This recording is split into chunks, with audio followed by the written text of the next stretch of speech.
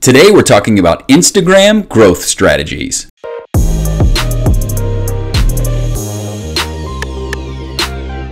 All right, guys, we are back.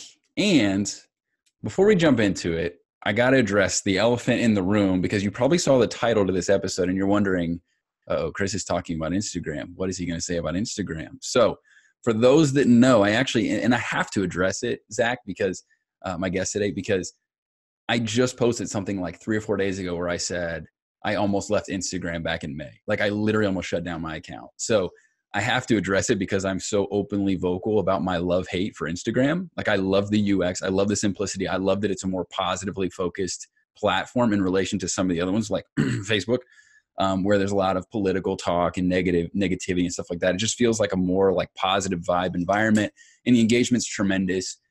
So I think it's a tremendous tool. But I have a lot of issues with people, and we're going to get into this, that they bet the farm on Instagram, right? Their whole business is Instagram. And so I've seen your stuff. I've been following you now for a while. I think you and I actually connected a couple years ago through Jeremy, a mutual friend of ours. And I know you've just like blown up on the scene with Instagram, right? So I want to talk to you and go to the source as far as like, hey, here's what's right. Here's what's wrong about Instagram. Here's why I'm right. Here's why I'm wrong, so on and so forth. But without further ado, Mr. Zach Benson, coming to us from Berlin late at night, man. How the hell are you?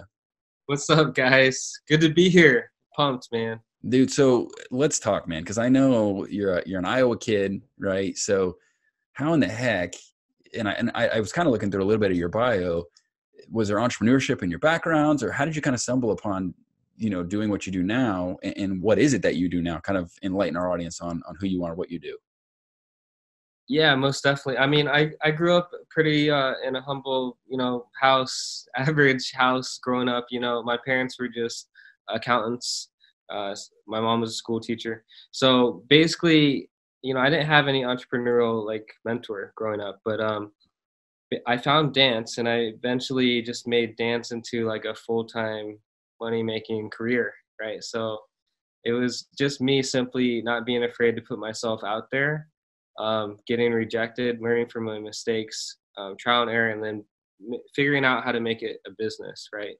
So I used some of those skills that I learned doing outreach for dancing and teaching dance clinics around the world to doing what I'm doing now, which is pretty much growing people's Instagram accounts and monetizing them. That's one thing we do, right? So we help with just, the traffic part through Instagram, and then we help people convert that traffic through funnels. And other digital marketing stuff that we do. But we work with a lot of cool clients like Robert Kiyosaki and Ritz-Carlton. Russell Brunson's a client, all those guys. So yeah, we're doing things pretty big now. So you're doing dancing, and then was this around the time that Instagram came out and you're like, oh, this is perfect for what we do? Or where was I'm trying to figure out where the intersectionality lands there. Yeah, so I was teaching dance around the world, and then I ended up like doing the show in India, and then I fell like during warm up, and I hurt my back, which ended my career. So this was several years ago. But then basically, what happened was I couldn't dance again, and the doctor was like, "You're gonna have to have surgeries, and you're probably not gonna dance again in your life." And so what happened was, I became depressed, and with no plan B, the same guy who got me into, dancing got me into Instagram and gave me an opportunity to just join his business. Interesting. Okay. So I mentioned that I throw a lot of shade at Instagram, right? And so I didn't want to dodge that completely, right? I want to make sure that I'm addressing that because I want to stay true and genuine and authentic to my audience and in line with what I've said before. So I've said my perspective. Tell me why I'm wrong about Instagram in terms of using it as a business platform. And I can give you my full stance if you want. I know I've kind of addressed it a little bit. I think my biggest thing, to just wrap it up, is I see too many people building it as a business, not using it as a tool for their business, right? So give me your thoughts as to how people are getting it right and how people are getting it wrong using Instagram to build a business. Yeah, I mean, you can use both to a certain extent. I agree with you because we personally just help other people and companies build their brands on Instagram. Like that's not the only platform that we use to grow businesses. We do LinkedIn's, we help people create sales funnels and run their ads and all of that sort of stuff too. There's a lot of different things that go into it, but I just see Instagram as like a tool to connect with the people that you want to connect with that seem kind of out of reach.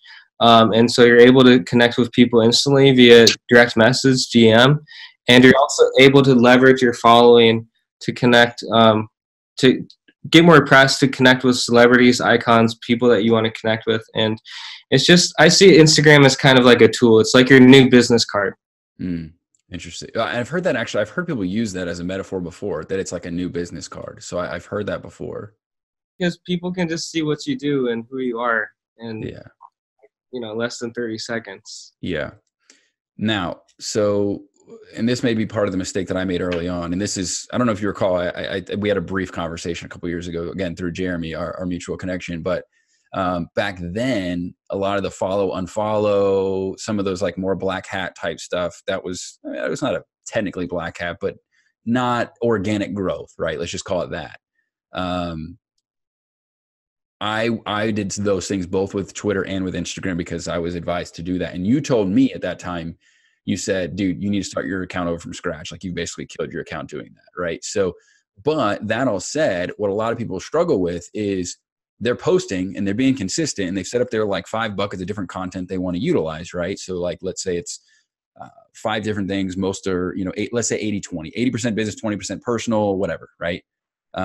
Which is not, like I've seen a lot of people advocate for that.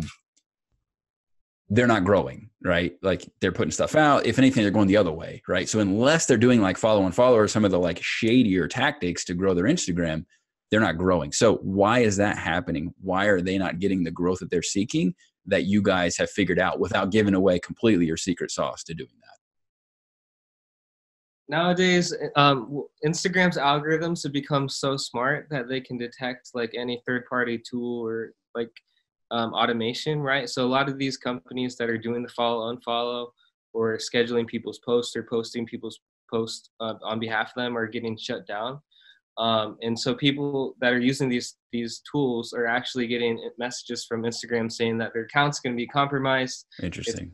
And it's going to be, they give you a warning, right? So they say, change your password now, or we could, suspend you or delete your account. And so back in the day, I mean, when it was easier to grow. I mean, even before that, it was a whole lot easier to grow. I mean, when it first started and Instagram came out, you could just grow by simply posting and using the right hashtags. Then that became harder, and then Instagram didn't want people to grow, and they wanted people to spend money on their ads platform, boost their posts and grow their accounts. The same thing had with Facebook for sure. Yeah, because that's how they do things, right? But the reason why that our methods work is because it's still about creating epic content, and with epic content comes more growth, right? Okay. Now, epic content alone, it's going to get you it's going to attract eyeballs and pique people's interest to get them to follow you. What other stuff matters is storytelling, the copywriting, your descriptions, right? But then also, like, what we do is we do targeted influencer shoutouts. So what we do is we actually pair up our clients with people that post similar type of content, and we shout them out until they get their followers. Interesting. So, it's influencer marketing. Influencer marketing is now a $10 billion industry and growing. So that's how we grow accounts these days. When you say epic content, for those who don't know what that means, what would you qualify or define as epic content? Like, are there certain parameters that you need to like I forget who was it? Somebody, it was, do you watch Parks and Rec? No. The show Parks and Rec, he says it like a certain song is considered a banger if it has like certain criteria, and he like goes into this elaborate formula of like what qualifies a song as a banger or not. So, anyways, it's pretty funny. I thought it was a good parallel. So, what qualifies as a banger, quote unquote, epic content with Instagram? Like, how do you know you've got one? Is there an algorithm? Is there like a way to know like a certain thing that you measure it off of to look at and be like, oh yeah, this is epic, or nah, this isn't epic? Yeah, and people actually use that word too for like content and Sure. pictures. Yeah. Yeah, it's a new word these days. Um, but you know, as soon as you guys open up your Instagram apps, like, and open up the Instagram tabs, like it shows you like what's trending and what's viral, like what's most popular. Mm. Kind of scroll through that. Um, Basically, you can see like what's like a banger, like what's like like epic content, because that's hitting the explore page, that's hitting the trending page. So whatever people that you're following, stuff that you're liking on, commenting on, Instagram's going to kind of organize and show you the feeds based off of that data, right? So everybody's explore page is going to be different, but according to your interests and people you follow, you'll be able to see the most, I guess, epic content for you.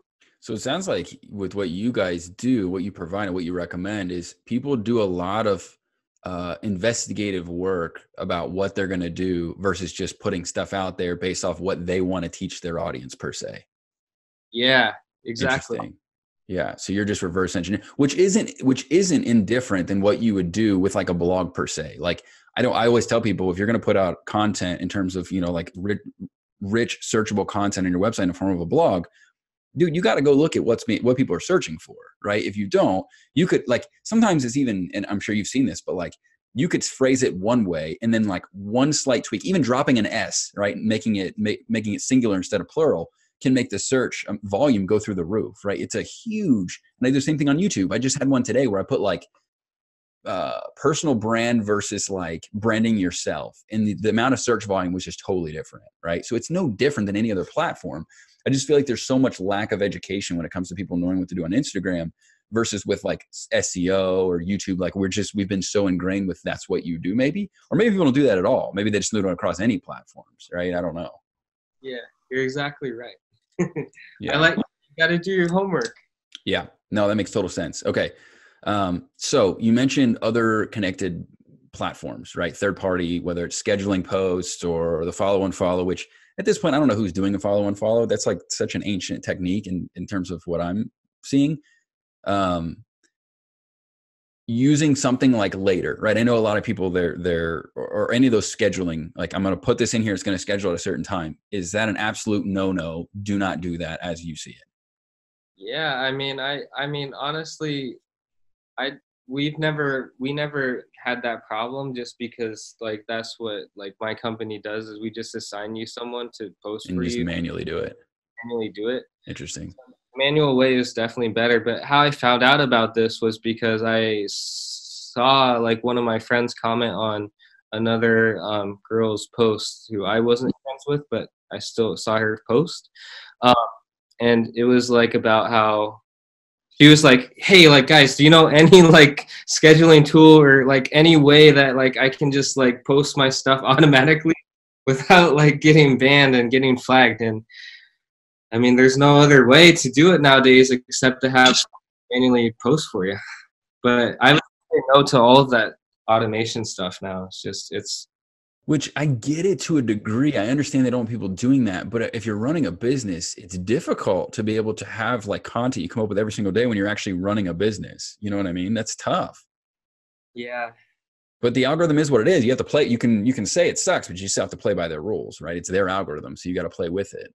Yeah, it depends just how seriously you want to take Instagram. Okay. Now, let me get to my next issue with Instagram. And again, you tell me why I'm wrong or tell me why I'm right with this. One of the big objections that I had, and one of the main reasons that I was like, you know what, this is where people are getting themselves, they're falling in love and they're enamored with Instagram because they're seeing tremendous engagement, right? Particularly in like there are tweets where you put out like the greatest content, right? And it's like this really impactful tweet or whatever, and you get 2 hearts, it's like 2 likes, you can put it the same post on Instagram, the exact same post, and it's like 300, 400, 500. Like it's just, there's a lot of organic engagement, not as much as there used to be, I don't think. But that's the same with, like I said, Facebook used to be the same way. All of a sudden it was more of a pay to play space. So here's the deal. This was the biggest thing that kind of turned me off and pushed me in other directions to make sure that we were doing that first, right? I needed searchable content. So we were putting out blogs. We were making sure that we had means that people could search and find our content driven to our website, right? Because if you're using Instagram for business, right? And that's what we're talking about here today. The main objective, as I see it, needs to be get them on your email list to turn them into eventual customers, if not going directly to customer, which is not entirely impossible, contingent upon what your objectives are. I wasn't seeing the CTR that I was seeing with Instagram as I was seeing it across my other forms of content, like my blog, for example. So I turned my Instagram into a nurture tactic, meaning I have customers. For those that don't know, I know you know this. Meaning, if I have customers or people that are prospective customers that are on my email list, but they follow my Instagram content, they become super fans. So I'm warming them up to eventually set them up for the sale, right? Eventually customers. And if not, they get value out of my stuff, great. Like, that's amazing. There's plenty of people that I know them by name at this point that have been following my stuff for like 4 or 5 years. And I know that they get a lot of value. They're not customers at all, but hey, it's great. Should the goal be CTR, or should we treat it as a nurture, or should it be a combination of the two? You know, it really depends on your goals and your products and what you're trying to sell on Instagram. But I like the way that you use it. Like anything in life, it takes multiple exposures before somebody buys a ticket. Right. So I use Instagram as a visual platform that people can see what you do, how you're living moment by moment every single day, right? And that also builds trust, that builds rapport, and you know, people like to see that personal stuff, and you know, right? So like that's what I use Instagram for. Interesting. Basically bringing somebody from down that yellow brick road path that customer to not knowing too much about you and understanding what you do, to knowing like you and trusting you and liking you, because you also are a real human being. Now, but have you guys seen it being that much of a direct symbiotic relationship of people discover you on Instagram, they join your email list because of Instagram, and then they eventually become customers because of Instagram? Or is there not enough data or metrics to be able to say directly, like, this is where we see most people come from? You guys just say, hey, we're just going to focus on building your audience, or is it more strategic? I know you talked about funnels and stuff like that beforehand, so I don't know if that was something you're building into your Instagram efforts. I mean, for a lot of these e-commerce clients, like a lot of them are making a lot of sales on Instagram. Oh, the physical products are gold mine. It's crazy. For like my info products and some of my academies, like I have one for dancers and creatives that basically just, it's called Six Figure Dancer Academy. It teaches people how to, like, you know, do what I did, teach them six-figure income. So a lot of creatives are struggling because they're too creative and don't know about branding and sales and marketing and that sort of thing. So that's why I created that one. And then also I have a really cool travel one that generates a lot of sales through Instagram. So my funnel is in my bio. I basically have like learn how we travel the world for free. Down arrow to my Forbes article, and inside my Forbes article, it's a feature with 2 pages of value, and at the bottom, they let me put a chatbot like freebie guide in sequence. So I have a free guide where people can learn more, and then people click on that guide, and then it's into my chatbot, right? So everything's automated where I'm like, you know, hey, I'm Zach, like, see, you want the free guide? What's your email? So we collect emails, chat subscribers, and then we do a free upsell into the Facebook group, which I share some special secrets, and that's where I nurture them some more, is in my Facebook group, and then sell them on my $2,000 course. Interesting. So that's happening in pretty rapid succession too, right? So you're going cold to lead magnet to group to $2,000 sale. Yeah, because I mean, I have so many screenshots and social proof with like my. Yeah, you do have a lot of social proof. And all these people who are doing it themselves, and like people like Nathan Latka, who I've got 14 nights for free in Southeast Asia, to Jonathan Dumas, getting him hooked up in Fiji, and like all these different things, right? And we've adjusted and played with the prices, but right now the $2,000 one seems to be doing pretty well. Good for you, man. That's awesome. Now, let me ask you this. So do you think that, and this is a big thing, I think I see a lot of people with all social platforms, is they're really focused on like, well, I've got to get to 50,000, followers or whatever, right? So how fast do you normally see people being able to turn their following into a monetizable path like what you just described? Um, I mean, it's a journey, right? And Sure. there's a lot of things that go into it, right? It just doesn't. It's about one thing is like the content, and then second thing is the growth, and then it's like, what do you do with like that growth and your fans, right? You have to build a relationship with them. You have to be on it using Instagram stories, liking their content, replying to their comments, building a relationship with them. So it's a long process, but I always tell people to get at least to 10,000 followers Mm-hmm. so that you can run ads and you can have the swipe up features on Instagram stories. Can you not run ads before you get to 10,000? I run ads on Instagram. Yeah, yeah. I mean, Instagram story ads, like it's the swipe up. I see. Okay. Yeah. So you can swipe up. Yeah. Now that makes a big difference then, the ability to swipe up. Yeah. So, and you look like a legit brand when you have at least 10,000. That's But true. that's the first benchmark I'd tell people. Okay. All right. That makes sense. Well, the reason I want to ask you that is because I know that there's a little bit of and perception is reality in most cases, right? But there's a lot of people that I feel they look at somebody and they measure success with the amount of followers that they have. And Yeah, that's why that's why they're taking away likes yeah, and all that stuff. But yeah, you're totally right. It's like, yeah. And I know people that have, even in the podcasting arena, that are very niche, right? Membership guys, shout out to them. They do a great job. I think they dropped the guys. I think they're just Membership Academy or something like that now. Anyways, but I talked to them. They get like 4,000 downloads in their podcast a month, which for all intents and purposes, man, that's nothing. Like I was getting that in the first 3 weeks of my show. Like that's small. And I'm not slamming them. I'm just saying they're very niche, right? So, but dude, they got a multiple six-figure business, and you would never know that from the outside looking in, knowing what small numbers that they have. So I think too many people they hold themselves back from monetizing because they're like, well, I'm not at 50,000 followers yet on Instagram, right? Or like, I think we have too much of a parallel between number of followers and successful business. And in my mind, it's like, let's view these people as people, not as numbers, because in your example, $2,000 product, bro, you don't need that many people to buy that product for you to have a sustainable business, right? Like it's a highly lucrative company for you to be running. yeah, and totally right. I mean, like I was even talking to some billionaires. They're like in their 70s and 80s, and they're talking to some of my mentors, and they're like, man, like, I think I should be on Instagram now. It's like everybody's Wow. on Instagram. So they're also like this fear of loss thing and missing out, right? They're just like, Yeah. they're super successful guys, but if you look at their social medias and stuff, it's like nothing, right? Yeah. So a lot of them are just trying to be more well-rounded, wholesome, I guess, trying to keep up with the young kids. Yeah. No, for sure. Well, and I think also too, our world is changing and that branding is more important now than it's ever been, right? Like, and not only that, but being synonymous with your brand, right? Not necessarily a personal brand per se, but I think putting your face out in front of a logo, it's not enough. Like back in the day, you could put your logo up and that was enough for people to like trust that brand per se. And there definitely are some brands that are the case. But I think for the rest of us that aren't Fortune 50, Fortune 100 companies, like you've got to make sure that you're telling a story that aligns with not only you, but also with that brand and put your face out in front of that and share your message as well.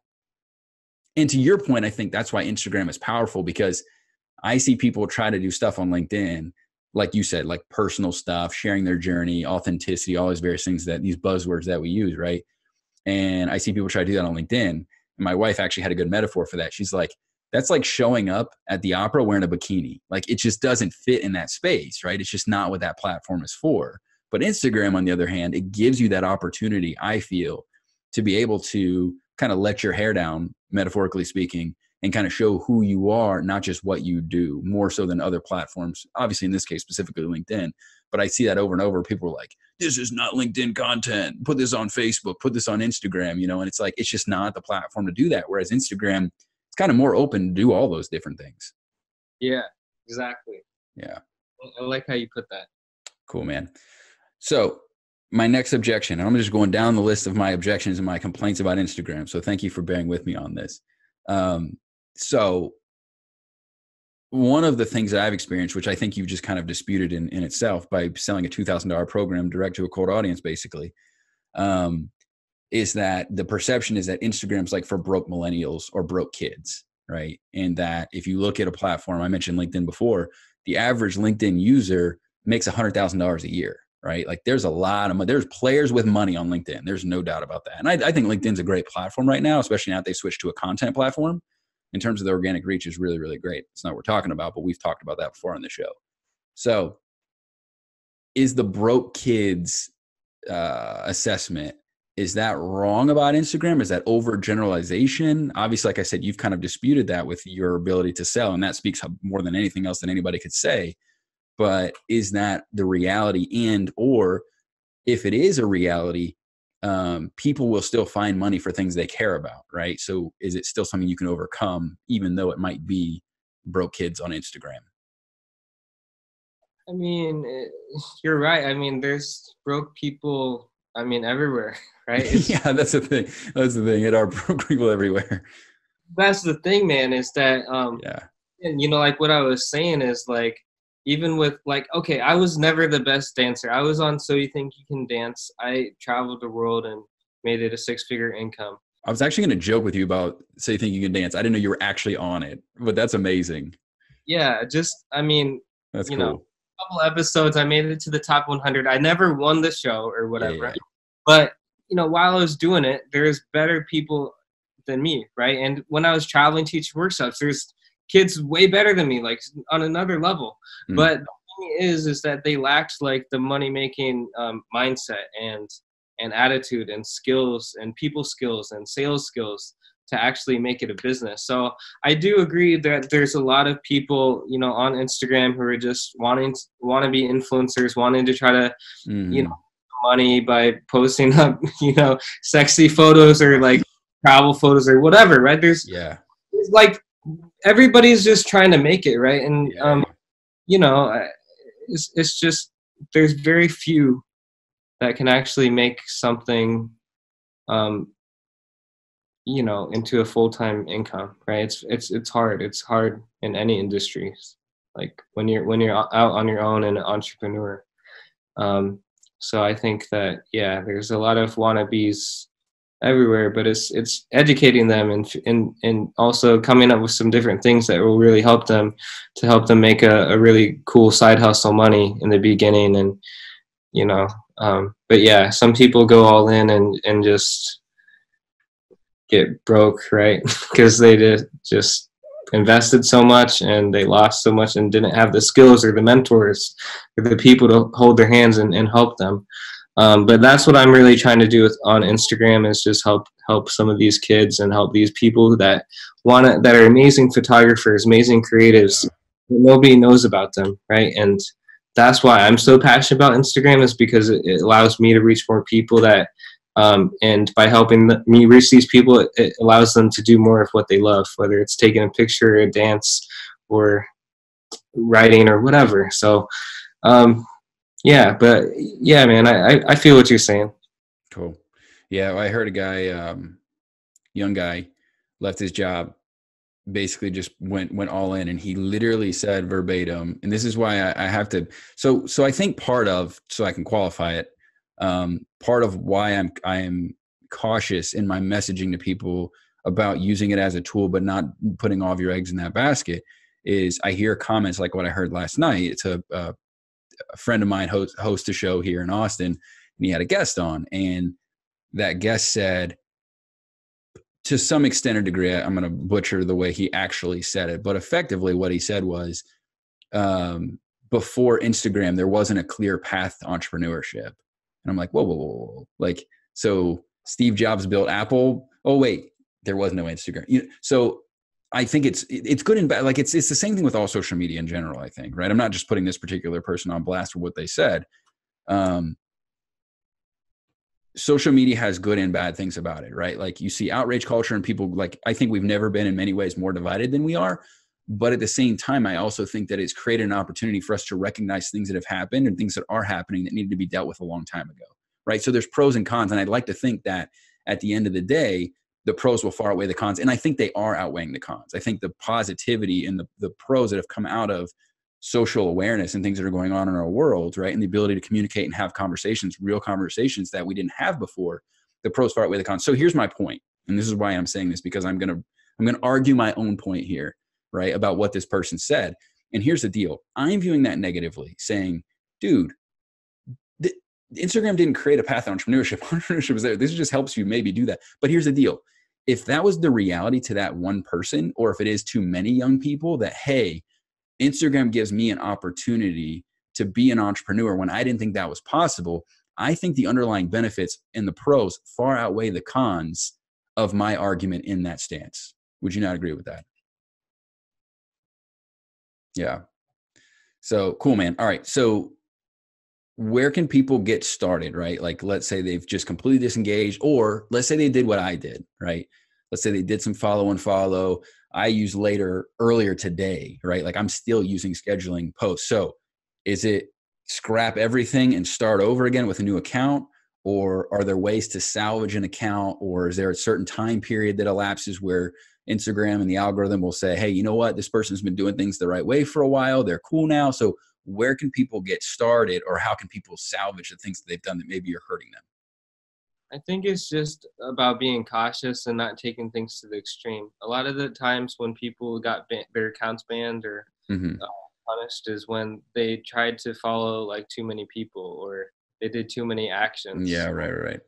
Spam, right? So you always want to be aware of that. But there's also hope for accounts that have been, damaged, or if you've bought, fake followers, or like used follower, like all this crazy stuff, right? Yeah.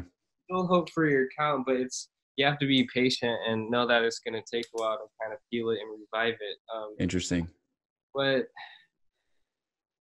it's just, honestly, it's so much more complicated these days for people to grow. Interesting.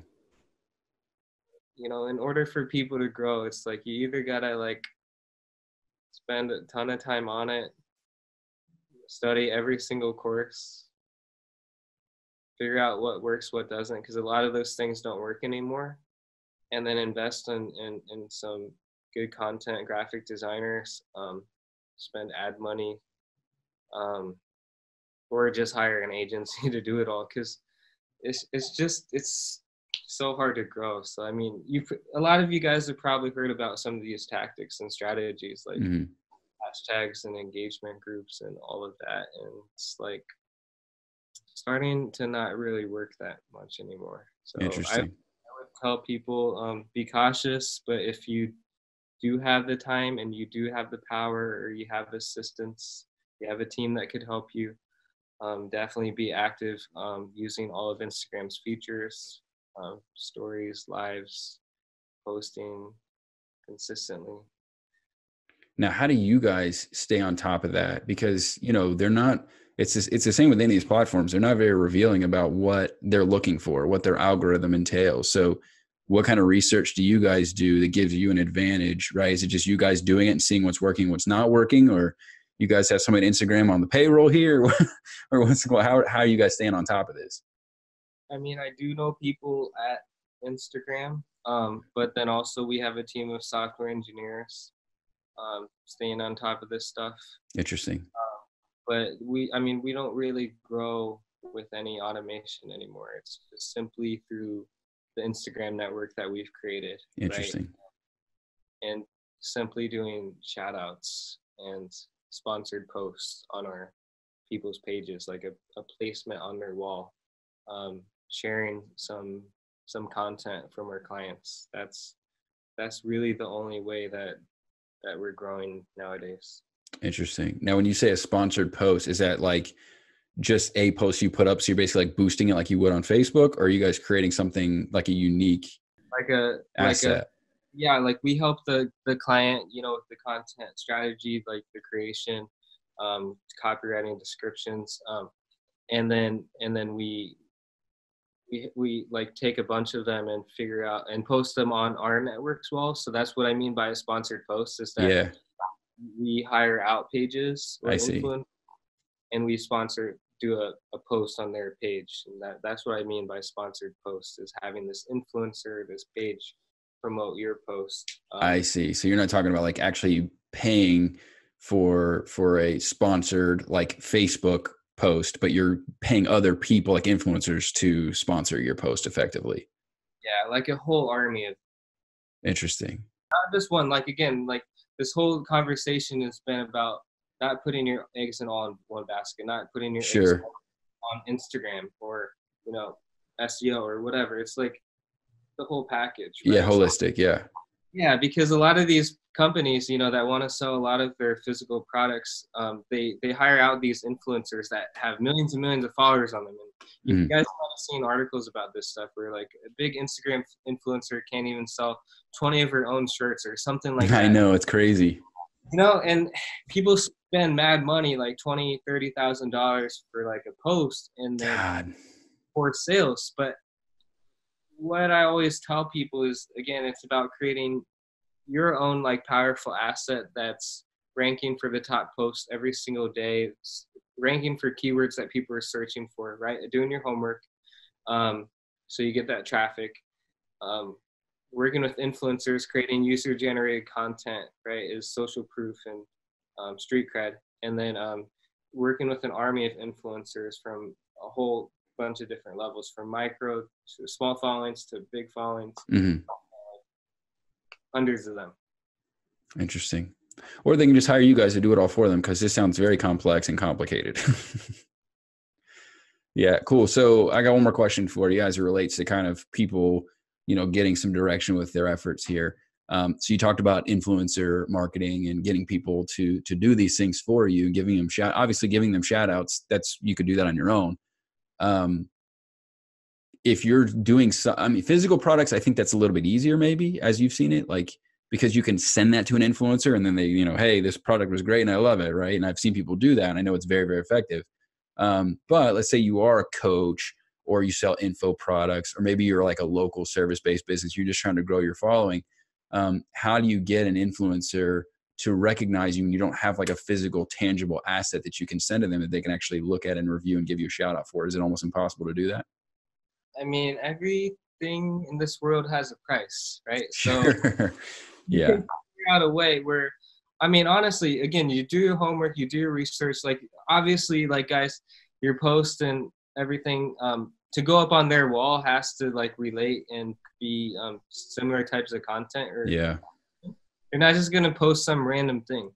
But if you really put a lot of thought into it and a lot of like thought into production and make it look nice, and then you find a way to pay them and get a hold of this person and have them repost it and share it on their wall, that's a good way to get followers as well. Okay, so what would be a reasonable amount? Like, what's a worthy amount? I know I'm asking really vague questions about like this could really be case by case, so I totally understand that that these are difficult questions for you to answer. But like, what's a reasonable amount of money that you would say, just so people have from some perspective, as far as like, this is how much money I should spend, or I should realistically, you said $20,000. Is that the usual that people are looking for, like an influencer like that to post one of your posts or to give you a shout or something like that?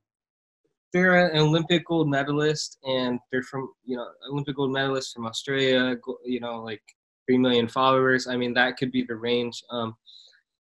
There's, it really depends on the influencer and how good at you are at negotiating. But I would say like micro influencers, like anywhere from like 10 to 50,000 followers could go that's for, not bad.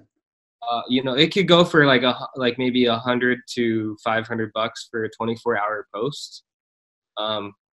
Maybe 100,000 follower account could go for a few hundred to 1,000. It really just depends on their engagement. Interesting. And who they are, right? It is numbers, but it's also who that person is and who they're connected on the outside world of Instagram. Yeah. Do your research, because this person could only have, like you said, 10,000 followers, but they could be a billionaire. Right. Well, that too, but also I feel like if it's in alignment with what you do, right? So it can't just be a random person, because their audience wouldn't be your audience. So there needs to be some alignment, I would think, as far as like, this is what this person does and it's a good fit with what I do, albeit not a direct competitor, but maybe something that is, an ancillary type offering to what they offer, right? Yeah, exactly. That's right on. Interesting. Cool. All right. Well, I want to give them some perspective because I know some of this stuff, people do have money to spend and maybe they're like, hey, I really want to get my account, even if it's brand perception alone. So I'll give you an example. And maybe this makes a lot of sense to people in terms of just providing some kind of like, okay, what does that mean? One of the things that is both helped and hurt us is when I reach out to big guests, right? So I've had big guests on my show, like very mainstream guests on my show. And I know when we reach out to their team and say like, hey, you want to do our show? My show is bigger than what our social media appears to be sometimes, right? Like we get a tremendous amount of downloads. We range between like 50 to 75,000, which isn't huge, but it's a decent sized podcast. But here's the deal. And that's right now, that's per month right now. But here's the deal. If you look at my social media, I've got like 500 on my Facebook page. That's it, 500. Well, I haven't really focused too much on it. 8,000 on Instagram and like 21,000 on Twitter, right? So like, that doesn't necessarily represent to somebody the numbers that they would think for somebody that has that big of an audio following, right? So that has hurt me in some situations where they reach out and be like, hey, how big is your show for real? Because there are other people that have a larger following and it's just like perception, right? So I think sometimes when people are doing business with other people, it is a barometer that they utilize to see how successful are you really? I know I mentioned that before. But I think that has hurt the perception of my brand for sure. And one of the main reasons why I would want to grow my own Instagram is because I want that to exude what we're doing. And maybe it also comes down to people buy our programs. Well, if you don't have a solid presence on the web, people don't necessarily have that same level of trust in you if they don't see that other people have shown that you're somebody that's worthy of following. Yeah.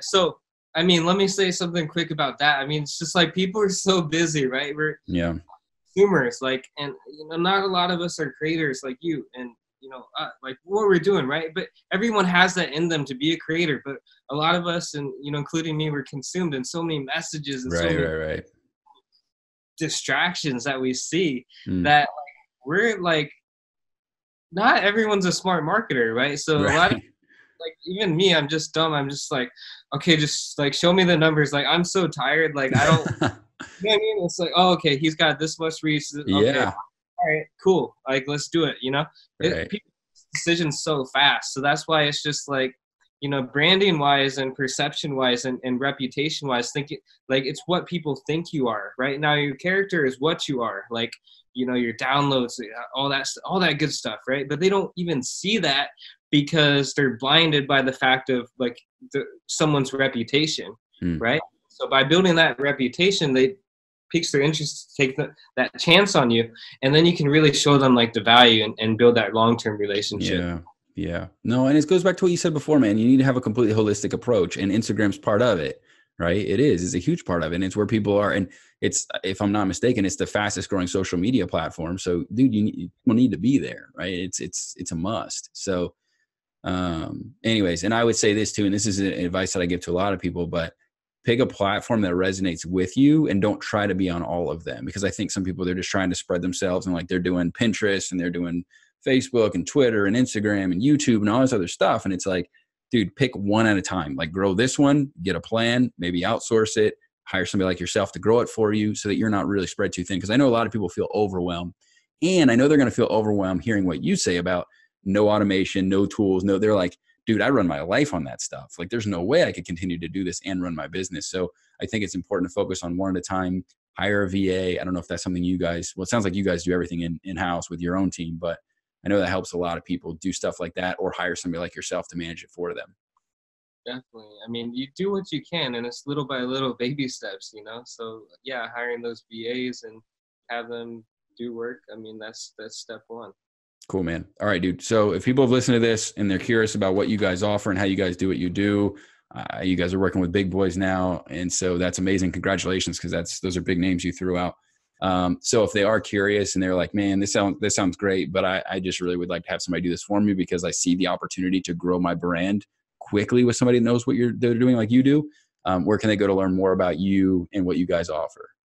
Yeah. So guys, company is called Assistagram. So you could go to the website, assistagram.us, and we have two products, like the premium product that we're doing for the big dogs, like Robert Kiyosaki's, and FREEBIES and Russell Brunson's of the world, but then also stuff that's just like for people who are just starting out and who are coaches and authors and, you know, people who have small businesses too that are pretty affordable. But both services are good. But if you guys want to schedule a demo or a quick call with my team, go to the website and yeah, feel free to schedule a session with us. Would love Okay, to. and it's just assistagram.com? Yeah, assistagram.us. .us. Okay, sorry. Cool. All right, guys, I'll include that link below. Zach, man, I got to thank you, dude. I appreciate you hanging out with me because I have such a love-hate with Instagram, as I've said throughout, and I appreciate you hanging with me and hearing me through that process because it's rare that I'm this combative with somebody about, you know, about something. So I appreciate you hanging with me and countering my objections to it.